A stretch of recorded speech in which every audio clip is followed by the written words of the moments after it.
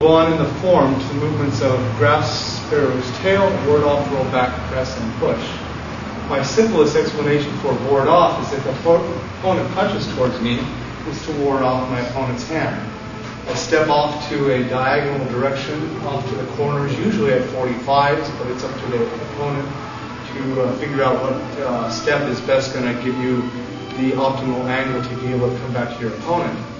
As my opponent punches towards me, I raise my hand in the ward-off position, and I just use this to fend him away from me. I run away and leave the scene. Okay? This one I just use as a blocking tool. For an attacking tool, I might have blocked, but came straight in with my forearm, striking my opponent across the jaw with the back of my hand, my wrist, my forearm, or my elbow across the chest. So this movement of ward-off is bouncing my opponent away with a push. In here also, I might have touched my opponent's arm on the outside or leading into him and fold him into himself using the movements of ward off. I bounce him away once he folds in across himself. Same thing in lightly touching an opponent that comes out with an attack and then goes to retreat his attack away. I follow him back and use the movements of ward off to bounce him off. The action of warding off is upward-outward, and usually it's floating or bouncing the opponent away. The movements of roll back go the opposite. They draw downward and pull down. As my opponent punches towards me, I fend off his hand using a high ward-off movement, using up. I sink back and trap his elbow and wrist and roll down. And so this would be my roll back movement. If I have a heavy opponent that's punching fiercely forward, then by his own action he's led forward. Because I press down into the roll back movement, I roll down and pull downward. It causes him to go forward, but they may drag downward. The movements of roll back are usually pushing downward. With a kick, same thing. I roll backwards and down. Okay? In this, I trapped underneath the arm, leg, held the knee, and dragged his kick back, pulling him off balance. Okay, from here, the movements of press. Pressing has a squeezing and focus of energy forward.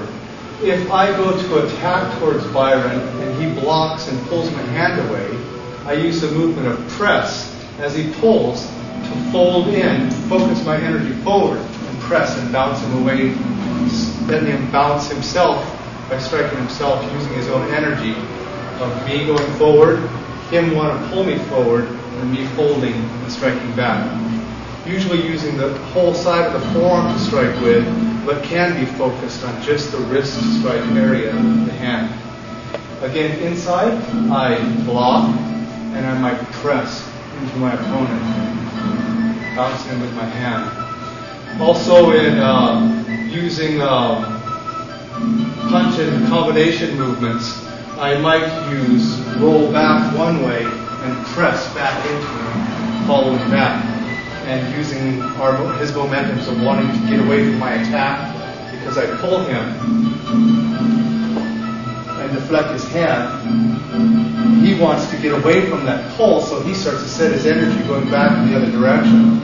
I take advantage of this and make the pressing move. Okay? This is the idea of press. Push might come as the idea of a single or double attack.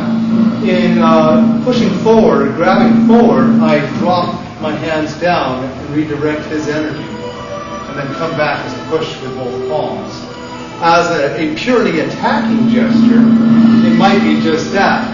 I run forward and push towards him, trapping his arm or pushing against his body, making just a straightforward attack.